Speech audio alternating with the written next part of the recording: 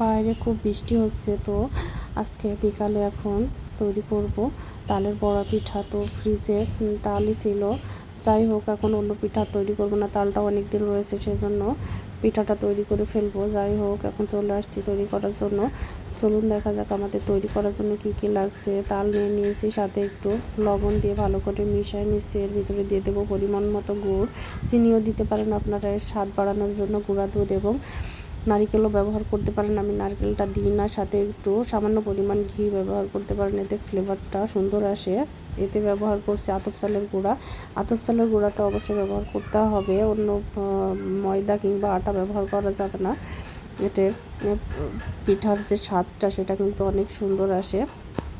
যাই হোক এর ভিতরে একটু সামান্য বেকিং পাউডার ব্যবহার করেছি, কারণ তালটা অনেক দিন ফ্রিজে রয়েছে। এখন এই বেকিং পাউডারটা যদি ব্যবহার না করি তাহলে তালের পিঠাটা বেশি ফ্লাফি সুন্দর ফুলবে না।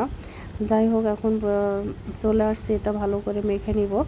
তো মাখা হয়ে গেলে একটু রেস্টে রেখে তারপর ভাজা শুরু করব পিঠাটা। এই যে দেখুন পিঠাগুলো কত সুন্দর ফ্লাফি ফুলে উঠেছে, খুবই সুন্দর হয়েছে পিঠাটা। আমি ভেঙে দেখছি ভিতরে কিন্তু অনেক সুন্দর কেকের মতো একটা সুন্দর একটা নরম তুলতুলা ভাব এসেছে পিঠার ভিতরে।